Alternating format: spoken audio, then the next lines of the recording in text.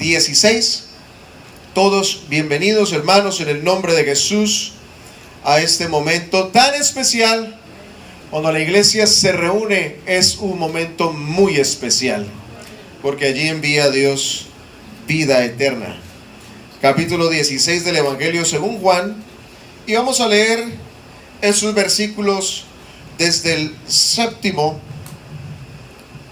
hasta el versículo 15. Juan 16, 7, leo para ustedes, dice: pero yo os digo la verdad, os conviene que yo me vaya, porque si no me fuere, el Consolador no vendría a vosotros, mas si me fuere, os lo enviaré. Y cuando Él venga, convencerá al mundo de pecado, de justicia y de juicio. De pecado, por cuanto no creen en mí; de justicia, por cuanto voy al Padre y no me veréis más; y de juicio, por cuanto el príncipe de este mundo ha sido ya juzgado. Aún tengo muchas cosas que deciros, pero ahora no las podéis sobrellevar. Pero cuando venga el Espíritu de verdad, Él os guiará a toda la verdad, porque no hablará por su propia cuenta, sino que hablará todo lo que oyere, y os hará saber las cosas que habrán de venir. Él me glorificará, porque tomará de lo mío y os lo hará saber. Todo lo que tiene el Padre es mío, por eso dije que tomará de lo mío y os lo hará saber. Señor Jesús, te alabamos en esta hora, te reconocemos en nuestras vidas lo que has hecho en nosotros y por nosotros, y en este momento nos entregamos a tu voluntad para que hables por tu palabra y nuestros corazones sean enriquecidos a través de ella. Bendice, Señor, cada oído que en esta hora atiende a tu palabra con fe. Produce fe, Señor, en aquellos que de pronto no han comprendido tu palabra, y que la iglesia todos crezcamos y salgamos de este lugar renovados. En el nombre de Jesús. Amén. Digamos gloria a Dios. Pueden sentarse, hermanos. Gracias al Señor Jesucristo. Bueno, sigamos en el estudio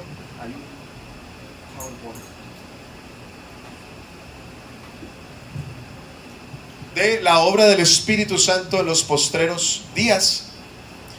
El domingo pasado estuvimos estudiando o comenzando este estudio, que quizás nos tomará un par de domingos más, pero creo que es importante que la iglesia crezca en el conocimiento de la obra del Espíritu Santo, que todos podamos desear, anhelar la llenura del Espíritu Santo. Así es que vimos el domingo pasado algunas generalidades sobre el Espíritu Santo, y vimos que la promesa del Espíritu Santo fue dada para los postreros días. Y citamos al profeta Joel, que dijo que en los postreros días se derramaría el Espíritu Santo, y vuestros hijos, vuestras hijas profetizarán, vuestros jóvenes verán visiones, vuestros ancianos soñarán sueños. Es decir, que la operación del Espíritu Santo en los postreros días no iba a discriminar edades, sino que niños, adolescentes, jóvenes, adultos, ancianos, todos podían ser participados de esta obra del Espíritu Santo. También vimos que la iglesia nació en el día de Pentecostés, cuando descendió el Espíritu Santo sobre aquellos como 120 que estaban en la casa, ya en el segundo piso de esa casa en Jerusalén. Y vemos también que Dios añadía a la iglesia todos los días los que iban a ser salvos. Y empezamos entonces a estudiar acerca de para qué se necesita el Espíritu Santo. Así es que comenzamos viendo las 4 primeras razones del para qué. Número 11. Y vimos que el Espíritu Santo vino para morar en los creyentes, que el Espíritu Santo vino para enseñar todas las cosas, para recordar lo que Jesús había dicho y para hacernos testigos. para morar, Juan capítulo 14, 16, para enseñar todas las cosas, versículo 26, para recordar lo que Jesús había dicho, versículo 26, y para hacernos testigos, Juan 15, 26 al 27 y Hechos 1, 8. Estas 4 razones las vimos el domingo pasado y hoy vamos, con la ayuda del Señor, a estudiar las siguientes 3 para convencer al mundo de pecado, de justicia y de juicio, para guiarnos a toda verdad y para enseñarnos a glorificar a Dios. Es que el Espíritu Santo, la obra del Espíritu Santo, es muy importante que la iglesia la identifique, la entienda. Que no simplemente se diga, usted tiene el Espíritu Santo, y la gente diga sí, pero ¿por qué sabe que lo tiene? ¿Por qué cree usted que lo tiene? ¿Qué testifica usted que lo tiene? Y también para que todos busquemos la llenura del Espíritu Santo, porque la Escritura nos enseña claramente que cada hijo de Dios necesita llenarse más del Espíritu. Por ejemplo, Pablo a los Efesios les dice: no os embriaguéis con vino, en lo cual hay disolución, antes bien sed llenos. ¿Cuántos pueden decir sed llenos? Dígalo más fuerte, como si quiera llenarse. Sed llenos del Espíritu Santo. Toda la iglesia necesita ser llena de la bendición del Señor. Vamos a comenzar entonces convencer el mundo de pecado, de justicia y de juicio. Cuando el Señor, en los días de su carne, comenzó su ministerio, se paró en la sinagoga después de haber recibido del ministro la escritura y citó al profeta Isaías y dijo: el Espíritu del Señor está sobre mí, por cuanto me ha enviado. Y entonces declara para qué había sido enviado el Señor: para sanar a los quebrantados, para dar libertad a los oprimidos, para dar vista a los ciegos.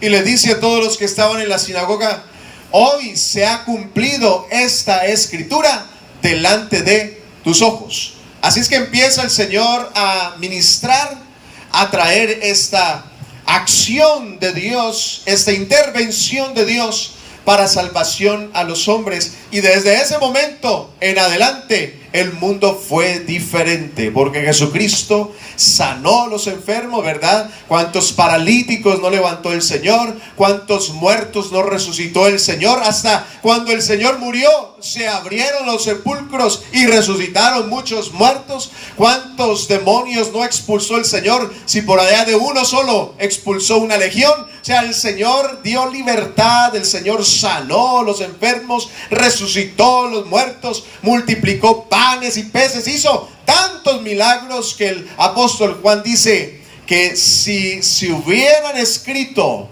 todos los hechos del Señor Jesús, los libros no cabrían en el mundo. Tremendo, ¿verdad? Lo que dice: no cabrían los libros en el mundo, registrando los milagros que el Señor Jesús hizo. Pero lo principal que vino a hacer Jesucristo, a lo que fue enviado principalmente, fue a quitar el pecado del mundo.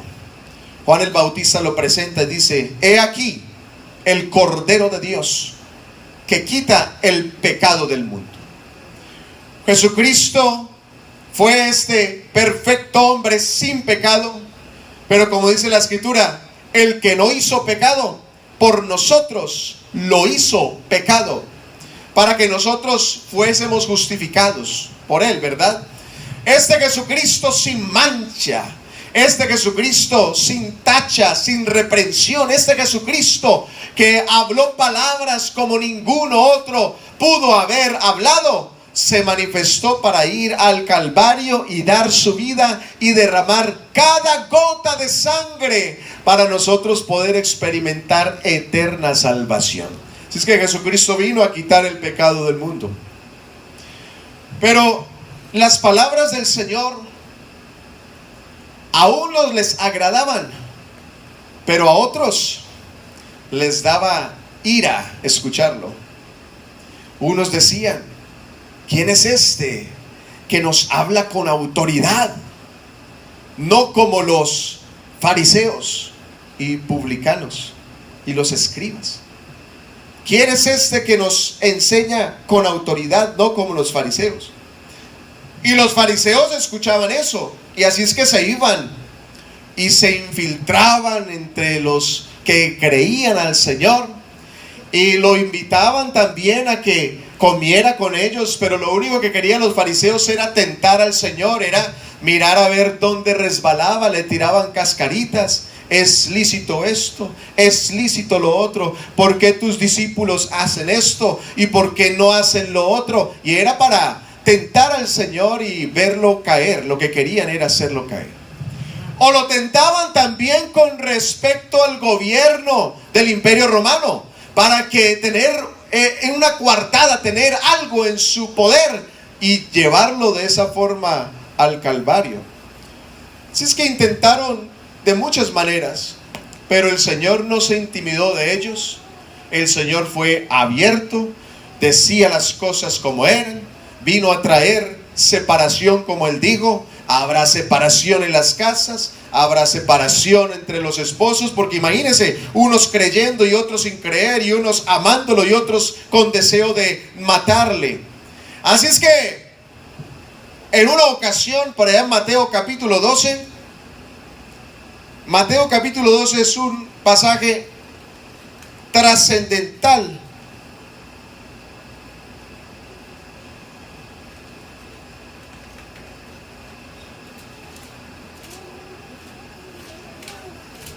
Porque marca un punto de juicio para el pueblo de Israel. Mateo capítulo 12, versículo 22, le traen al Señor Jesús un endemoniado. Entonces, verso 22 dice: fue traído a él un endemoniado ciego y mudo, y le sanó de tal manera que el ciego y mudo veía y hablaba. Y toda la gente estaba atónita, verso 23. Y decían: ¿será este el hijo de David? Vean lo que unos decían. Claro, porque las obras estaban revelando quién era Jesús. ¿Será este el hijo de David? Es decir, ¿será este nuestro rey? ¿Será este nuestro libertador? ¿Será este del cual hablaron los profetas? ¿Será este Jesús el hijo de David? Pero los fariseos, que decían, verso 24, mas los fariseos al oírlo decían: este no echa fuera a los demonios, sino ¿por quién? Belzebú. ¿Quién era Belzebú? El príncipe de los demonios. Así es que Jesús, sabiendo los pensamientos, verso 25 les dice: todo reino dividido contra sí mismo es asolado, y toda ciudad o casa dividida contra sí misma no permanecerá. Y si Satanás echa fuera a Satanás, porque eso era lo que ellos decían, Jesús echa fuera por el poder de Belzebú.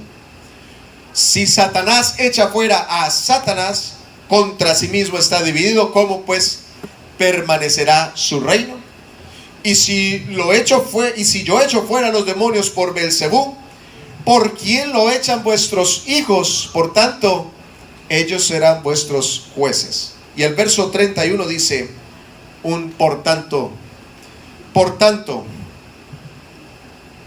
todo pecado y blasfemia será perdonado a los hombres, mas la blasfemia contra el Espíritu Santo, contra el Espíritu, no les será perdonada. Blasfemia contra el Espíritu.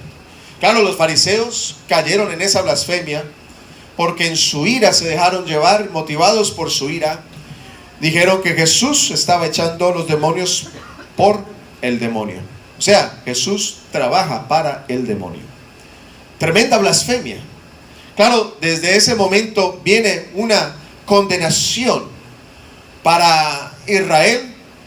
Por eso es que, como Israel lo abandonó, dice el primer capítulo del Evangelio según Juan, dice: a los suyos vino y los suyos no le recibieron, mas a todos aquellos que le recibieron, a los que creen en su nombre, les dio potestad de ser hechos hijos de Dios. Nosotros, el pueblo gentil que no teníamos parte en esto, recuerda, hermano, hago énfasis esta semana también, hice énfasis en eso. Nosotros no somos judíos, no nacimos judíos, ni tenemos ascendencia judía. Así haya por ahí alguno que se lo quiera encontrar a usted. A veces encuentran genealogías por allá hechas para sacarle a uno alguna raíz judía. Y aunque algunos se parezcan judíos, pero ninguno de nosotros aquí es judío. Somos mestizos, somos algunos de por allá de la sierra, otros de la costa, en países latinoamericanos, pero de judíos no tenemos nada. Los judíos rechazaron al Señor y los gentiles en casa de Cornelio le abrieron el corazón al Señor. Y la iglesia hoy en día es la iglesia que salió de la casa de Cornelio. Así es que nosotros tenemos esta bendición. Pero Israel rechazó al Señor. Por eso es que más adelante el Señor maldijo a la higuera. ¿Se acuerda el pasaje de la higuera? El Señor maldijo a la higuera y le dijo: nunca jamás vuelva a salir fruto de ti. Y esa higuera estaba tipificando al pueblo de Israel. Así es que los fariseos le rechazaron. Los fariseos también, cuando Jesús estaba en la cruz, eran los que decían: crucifícale, crucifícale, crucifícale. Y cuando Pilato dijo: no encuentro en él pecado para matarle, entonces le dijeron: si tú no lo crucificas, entonces no eres amigo de César. O sea, tu cabeza también iba a rodar. Hubo entonces este rechazo al Señor Jesús. Pero aquí en el Evangelio según Juan, entonces el Señor dice que vendría el Espíritu Santo para traer un convencimiento. El Espíritu Santo no manipula. El diablo es el que manipula. El Espíritu Santo no lava el cerebro. El diablo es el que manipula y lava el cerebro y hace cosas con la gente y les inhibe de tener su voluntad y de tener sus decisiones. Cuando una persona es poseída por un demonio, es inhibida de su voluntad. Por ejemplo, el pasaje donde el hombre le pide al Señor que sanara a su hijo porque un demonio lo tomaba y lo botaba en el fuego o lo botaba en el agua. Y eso es lo que hace el poder de Satanás: inhibir a la persona de su voluntad. Pero Dios jamás fuerza a alguien, ni siquiera a que le alabe, ni siquiera a que le cante, ni siquiera a que crea en él. Lo que sí hace Dios es convencer. La predicación, que es la presentación del Evangelio, es la herramienta del Espíritu Santo. Dice el apóstol Pablo en los Efesios, hablando de la armadura de Dios, dice que la espada del Espíritu Santo es la palabra de Dios. La predicación entonces es esta herramienta del Espíritu para traer convencimiento a las personas. Esto no es de poder humano. Pablo le dice a la iglesia de Corintios que no había ido con palabras de sabiduría o con elocuencia para tratar de convencerles, sino que fue la obra de Dios, fue el Espíritu Santo que les convenció a ellos entonces. Entonces lo que hace el Espíritu, que el Espíritu convence de pecado, de justicia y de juicio. Vamos a verlo en este momento. Primero, de pecado. ¿Cómo convence el Espíritu Santo de pecado? Bueno, ya como vimos, Israel rechazó al Señor, rechazó sus palabras, rechazó sus milagros, diciendo que los hacía el mismo diablo. Así es que vino el Espíritu Santo para traer un convencimiento de pecado. Esta es la obra del Espíritu Santo en el mundo. El mundo se justifica a sí mismo. Cuando usted le predica a la gente dice: no, pero es que yo no soy así, yo no soy así, yo hago siempre esto. No, pero y empiezan a listar los pecados: yo no mato, yo no robo, yo no fornico, yo no esto, ya, yo no hago. Y empieza diciendo, justificándose a sí mismo de que hace buenas obras.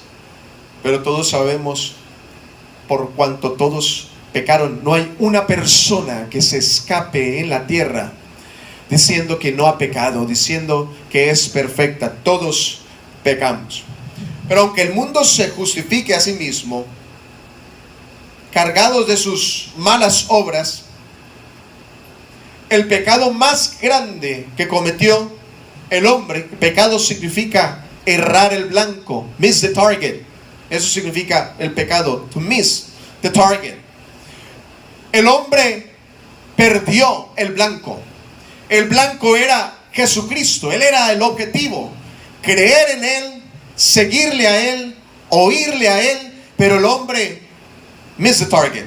Ahora ya no escucha a Jesús, ya no le cree a Jesús, y como leímos, ahora rechazan a Jesús. Y cuando Jesús fue al Calvario, la humanidad lo rechazó. Habían unos poquitos, como 12, que estaban por ahí cerca, y Juan estaba al pie de la cruz, pero el mundo entero le dio la espalda y estaban gritando: crucifícale, mátale, crucifícale. El mundo perdió su blanco, erró el blanco.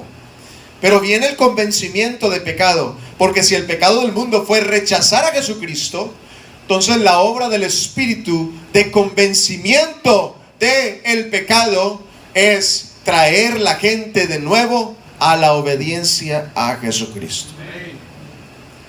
Hermanos, es que una persona reconozca a Jesús como Señor, eso es un milagro de Dios. Que todos nosotros pudiéramos bien estar por allá en otro lugar. Claro que algunos, si hace buen día en verano, entonces la prioridad es playa, es parque, es asado, el otro. Si llueve muy duro, entonces pues también quedarse encerrado en la casa porque no se puede mojar. Y si está más o menos así como nubloso y que salir al parque está como peligroso porque va a llover, entonces algunos, culto. ¿Qué más vamos a hacer si no culto? Pero hermanos, la obra del Señor en nosotros es tan grande que estar nosotros aquí, que así esté bueno fuera, esté soleado, estamos acá, ¿verdad? Si esté lloviendo allá afuera, estamos acá también, ¿verdad? Sea como sea, porque el corazón nos atrae, nos llama aquí. Esa es la obra del Señor, ese es el milagro que Jesucristo ha hecho, hermanos. Que ustedes vengan aquí, mi oración siempre es: bendícelos, hermanos, bendícelos, Señor, que puedan asistir. Pero hermanos, yo a ustedes no los puedo atraer a ustedes acá, yo no los atraigo. No, yo no tengo poder humano, no tengo gracia humana, no tengo apariencia para que ustedes digan: sí, me voy a ir a sentar a escuchar a ese señor por una hora porque es que es tremendo predicador. No, esto es un milagro de Jesucristo. Y ustedes no se levanten en medio del sermón, se queden ahí y estén adorando al Señor. Es un milagro del Señor, porque el Señor vino para convencer al mundo de pecado, y usted fue uno de ellos. Un día, cuando se le predicó, usted recibió ese convencimiento.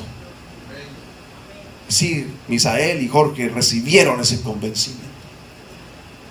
Tantos años escuchando, que habían escuchado, pero creían que estaban muy bien en sus caminos, y así estábamos nosotros también. Pero un día, de repente, vino a nuestra mente un convencimiento y nos dio un ataque de querer congregarnos y de venir a los pies de Jesús y de bautizarnos y de servir al Señor y de seguirle, porque vino ese convencimiento de que sin Jesucristo estábamos nosotros perdidos, hermanos. Esta es la obra de la predicación cuando el Espíritu Santo está en la iglesia. Por eso es que tenemos nosotros esta bendición de estar en el lugar ideal. Estamos en el lugar ideal. Aquí hace Dios milagros. Aquí el Señor transforma vidas. Aquí han caído personas a los pies de Jesucristo, convencidos de sus malos caminos. Aquí llegamos sin prejuicios. Aquí llegamos sin títulos. Aquí llegamos sin posiciones sociales. Y decirle al Señor: aquí está mi vida. Te necesito, Señor Jesús. Y este convencimiento se evidencia en el libro de los Hechos, en el capítulo 2. Hablamos del libro de los Hechos, capítulo 2, el domingo pasado también. Porque en el día de Pentecostés, cuando cayó el Espíritu Santo y estaban todos hablando en otras lenguas, como el Espíritu les daba que hablasen, entonces la gente se agolpó afuera de la casa. Empezaron a preguntarse: ¿en qué es esto que estamos escuchando? Que les estamos oyendo a ellos que son judíos y son de acá, son los locales, y nosotros que venimos de todas esas regiones de África, de Asia, de Europa, de Mesopotamia, hemos venido para traer fiesta a Jehová, y les escuchamos hablar en nuestra lengua nativa, en nuestra lengua en la cual nos enseñaron los misterios y la gloria del Señor. ¿Qué es lo que está pasando? Entonces Pedro se levanta, sale, me imagino que él salió allá al andén y empezó a predicarle a la gente y decirle: varones, hermanos, esto que ustedes están viendo no es que estén borrachos como algunos de ustedes piensan, sino que es el cumplimiento a las profecías. La profecía del profeta Joel, y estoy leyendo en Hechos capítulo 2, versículo 16. Y en los postreros días, dice Dios, derramaré de mi espíritu sobre toda carne. Y empieza desde ahí a anunciarles y a presentarles a este Jesús. Y dice el verso 22: oíd estas palabras, Jesús Nazareno, varón. ¿Cómo era este varón que dice ahí? Dígalo duro: varón aprobado por Dios. En otras palabras, no éramos ninguno de nosotros, sino era este Jesús, el aprobado por Dios entre vosotros. Hizo estas maravillas, prodigios, señales. Versículo 23: a este, entregado por el determinado consejo y anticipado conocimiento de Dios, prendisteis y matasteis por manos de inicuos, crucificándole. Al cual Dios, ¿qué hizo Dios? Levantó. Verso 24: Dios levantó, suelto los dolores de la muerte, por cuanto era imposible que fuese retenido por ella. Y continúa su predicación. Entonces dice por allá en el versículo 34: porque David no subió a los cielos, pero él mismo dice: dijo el Señor a mi Señor, siéntate a mi diestra hasta que ponga a tus enemigos por estrado de tus pies. Sepa pues ciertísimamente toda la casa de Israel, que a este Jesús a quien vosotros crucificasteis, Dios le ha hecho Señor y Cristo. Y cuando termina Pedro de decir estas palabras, entonces viene el verso 37. Al oír esto, ¿qué pasó? ¿Ustedes creen que Pedro tenía el poder para convencer a 3,000 personas, diciéndoles: ustedes mataron a este que Dios lo había hecho Señor y Cristo, y que 3,000 personas se les hubiera ablandado el corazón? Si a veces uno trata con una persona ablandarle el corazón y no puede, ¿verdad? Esta fue la obra del Espíritu Santo, porque Él vino para convencer de pecado. Entonces les dijo: ustedes mataron al Señor. Al oír esto se compungieron de corazón y le dijeron a Pedro y a los otros apóstoles: varones, hermanos, bueno, ¿qué es lo que cómo vamos nosotros a corregir esto? ¿Qué haremos? ¿Qué haremos? ¿Cómo cambiamos? ¿Cómo reversamos esto? ¿Qué haremos? Y Pedro les dijo: les queda solamente una, la de todos: arrepentíos y bautícese cada uno de vosotros en el nombre de Jesucristo para el perdón de los pecados. No hay otra forma, no hay otro camino, solamente arrepentirse y bautizarse en el nombre de Jesucristo. Por eso Jorge y Misael hicieron lo correcto. Hicieron lo correcto. Lo único que había por hacer, lo hicieron. Y faltan todavía otros que están aquí con nosotros en esta hora y por quienes estamos orando, para que tomen la decisión de entregarse a Jesucristo, de que depositen su fe y su seguridad solamente en Jesús, no en la religión, no en las tradiciones, sino en Jesucristo el Señor, porque Él es el que puede salvar, porque es contra Él con quien nosotros pecamos. Aleluya. Demos alabanzas al Señor en esta hora, aplausos al Señor Jesucristo, porque nos ha convencido de pecado. Todos fuimos convencidos de pecado. Así es que sin el Espíritu Santo, hermanos, no hay salvación. Sin el Espíritu Santo no hay iglesia. Como dicen por ahí unos que el Espíritu Santo era algo del ayer. No, eso es del presente de la iglesia. Aleluya. También vino el convencimiento de justicia. Entonces Cristo fue muerto como un malhechor. ¿Qué clase de justicia ve usted en que el inocente sea condenado? ¿Verdad que no hay justicia ahí? No hay justicia en que el que hizo lo bueno sea muerto como un malhechor. Jesucristo murió entre dos malhechores. Y no es que había un malhechor bueno y un malhechor malo. No, los dos eran malhechores. Solo que uno se arrepintió, que es diferente. Y Cristo fue colgado. Cuando Pablo habla a Filipenses de la humillación de Cristo, dice, siendo en forma de Dios, no estimó ser igual a Dios, sino que se humilló a sí mismo y se hizo hombre. Y estando en la condición de hombre se hizo siervo. Y siendo siervo fue hasta la muerte. Pero no cualquier clase de muerte, sino muerte como malhechor. Él murió como un pecador, como un vil pecador, siendo el único inocente que ha pisado la tierra. Murió por nuestros pecados, por nuestras transgresiones, por nuestra desobediencia. Murió por nuestra apatía a las cosas de Dios. El Señor murió por todo esto. Pero ahí no hubo justicia humana, ¿verdad? No hubo justicia humana. Así es que el Espíritu Santo vino a convencer de justicia. ¿Cuál fue esta justicia? Entonces ahí en Juan capítulo 16 dice que convencerá de justicia por cuanto voy al Padre y no me veréis más. De justicia porque el Rey, juez justo, perfecto, el Padre, recibió a su Hijo en justicia. Toda la humanidad rechazó a Jesús injustamente, pero el Padre recibió a su Hijo en justicia. Así es que por eso es que la Escritura nos dice a nosotros, Hechos capítulo 3 versículo 14,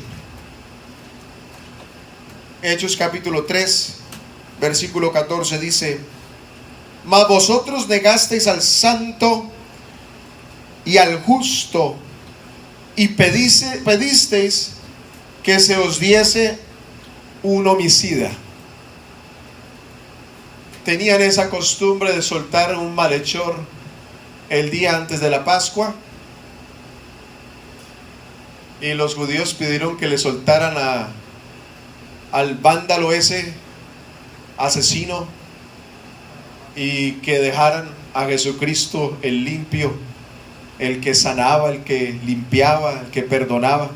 Imagínense qué clase de justicia la humana. Pidieron que les entregaran a aquel que les iba a robar la casa el siguiente día, porque así fue como lo cogieron. Él con otros estaban, después de haber robado por ahí, mataron a unos y así tomaron a Barrabás. Pidieron que le soltaran a aquel que iba el día de mañana a matarle a sus padres, matarle a sus hermanos, y entregaron al dador de la vida para que lo mataran. ¿Qué clase de justicia es esa? Por eso es que el Espíritu Santo convencerá de justicia por cuanto yo voy al Padre. Jesucristo fue el aprobado por Dios, rechazado de los hombres, varón de dolores, experimentado en quebranto, pero el Padre le recibió. Segunda a los Corintios capítulo 5 versículo 21.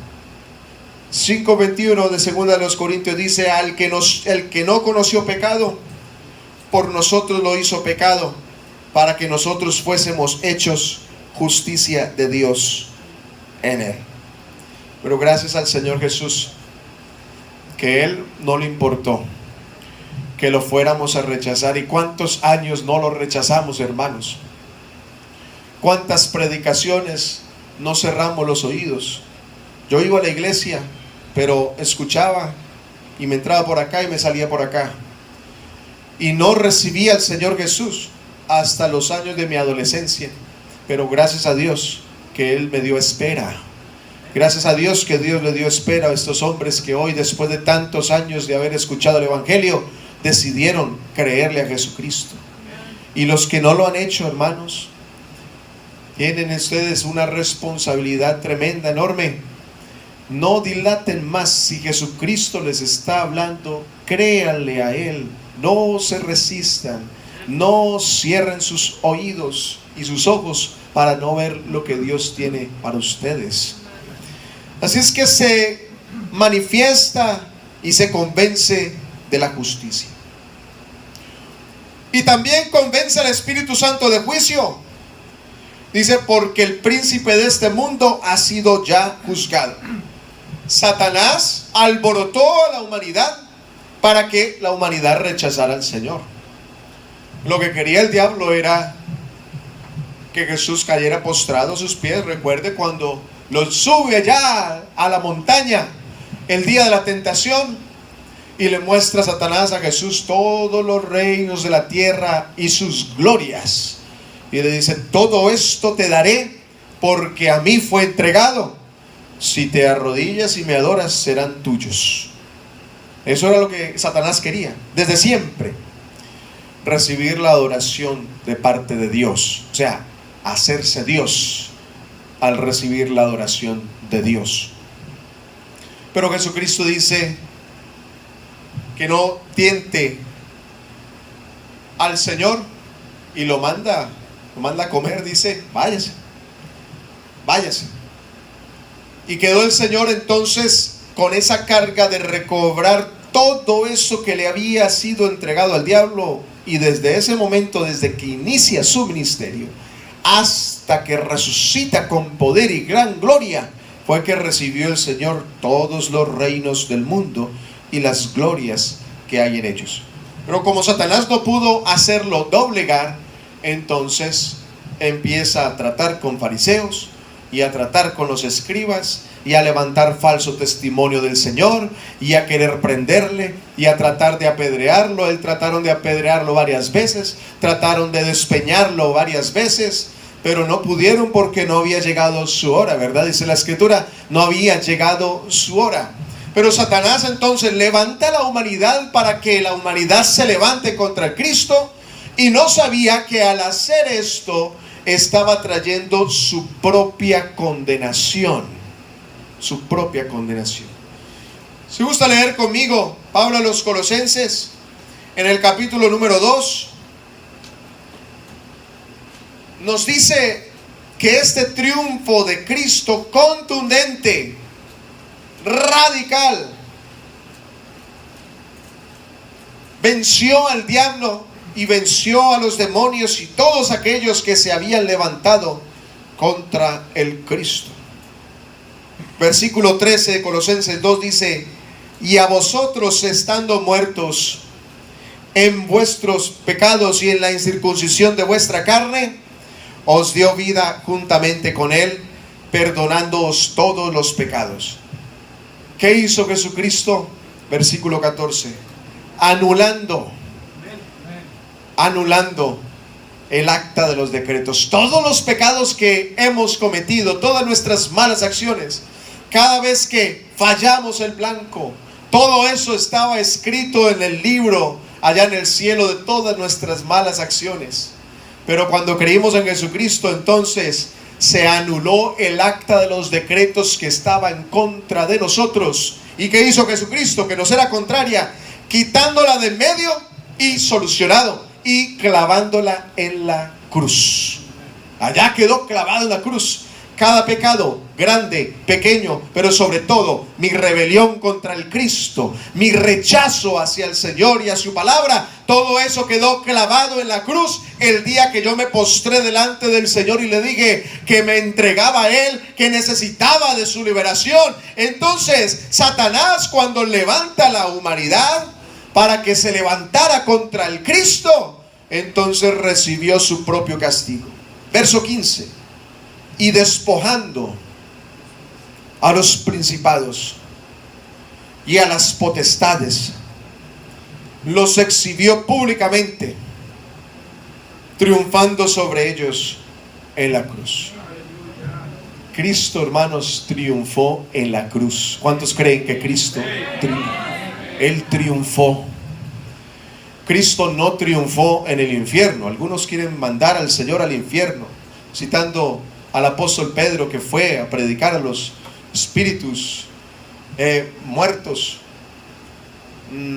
Pero Cristo no triunfó en el infierno. Él no peleó contra el diablo así cuerpo a cuerpo. No, el Señor triunfó en la cruz cuando Él murió y después resucitó. Él murió, entregó su vida y quedamos nosotros libres. Gloria al Señor. Y al tercer día resucitó en gran poder y gran gloria. Hermanos, cuando eso sucedió, entonces el Señor venció sobre el diablo, sobre sus demonios, sobre toda potestad. Aunque el mundo le tenga miedo al diablo todavía, pero la iglesia sabe que no tenemos que tenerle miedo, porque con nosotros está Jesucristo, el que triunfó entonces sobre el diablo, y no hay más poder del maligno contra nosotros. Bendito el nombre del Señor Jesucristo.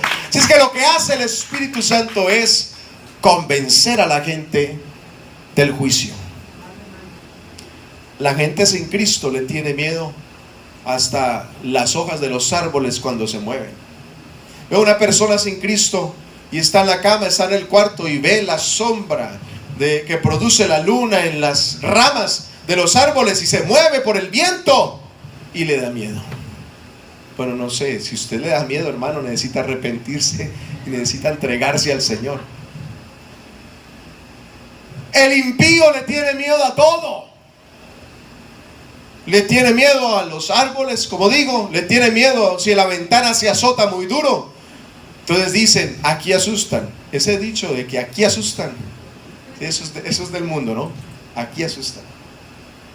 Y el diablo sí, él se ríe a carcajadas, apagándole las velas a la gente, azotándole las puertas, moviéndole la vacinilla debajo de la cama. O sea, el diablo se goza de la gente. Y la gente cree que el diablo tiene poder, eso es lo único que puede hacer. Pero el que está en Cristo está protegido del Señor. Y para que el diablo pueda tocar la iglesia, tiene que enfrentarse con aquel que lo venció en la cruz. ¿Usted cree que el diablo quiere segunda ronda? ¿Se quiere que él quiere un round 2? Él no quiere un round 2. Él ya fue vencido allá en el Gólgota. El Señor con un knockout lo venció de una sola en la cruz. Y Él no se mete con Cristo. Él no se mete, Él sabe quién es Cristo. Pero la gente no sabe que el diablo está vencido. La gente no sabe eso. Y por eso andan en sus supersticiones. Y por eso andan con sus amuletos. Y por eso andan con tantas cosas. Porque necesitan un sentido de seguridad y de confianza. Algo tangible, algo que puedan aferrarse, que les dé confianza. Pero el Espíritu Santo vino para convencer al mundo del juicio. Del juicio. Entonces, hermanos, qué bendición es saber que somos parte de la iglesia del Señor. En una iglesia donde no hay Espíritu Santo, no es iglesia. Será un grupo por ahí, una reunión, será un club social. Pero la iglesia es donde está el Espíritu Santo. Aquí está el Espíritu Santo. Y hoy vimos ese testimonio allá atrás. Personas que se entregan a Jesucristo, que tienen su fe en el Señor. Esa es la obra del Espíritu. Le invito a que esté en pie, hermanos, y a que demos gracias a Dios de que el Señor nos convenció. Él nos convenció. ¿Hace cuántos años te convenció Jesucristo? pero Él nos convenció. Un día escuchamos una palabra similar por boca de un predicador similar a este servidor. ¿Hace cuántos años, hermano? Piensa en este momento si no hay que darle gracias a Dios todos los días de que usted escuchó y el Señor lo convenció. Y de ese momento usted no ha podido dejar de darle honor y gloria a Jesucristo y de darle alabanzas. Porque lo que antes pensaba usted que era su fuerte, su justificación personal, después entendió que usted estaba en pecado. Y lo que antes usted ignoraba que había sucedido con Jesucristo, después usted entendió que Él lo hizo aunque estaba en contra de la justicia humana, pero Jesucristo se entregó por nosotros, pero el Padre le recibió porque Él fue el aprobado. Y también nos convenció de que el diablo no tiene nada contra la iglesia. El impío está expuesto, pero el creyente está confiado en el Señor. ¿Cómo no darle gracias al Señor por su Espíritu Santo en esta hora? Vamos a darle gracias y dediquemos unos minutos para honrar al Señor, para cantarle, para decirle que estamos enamorados de Él y agradecidos de su obra.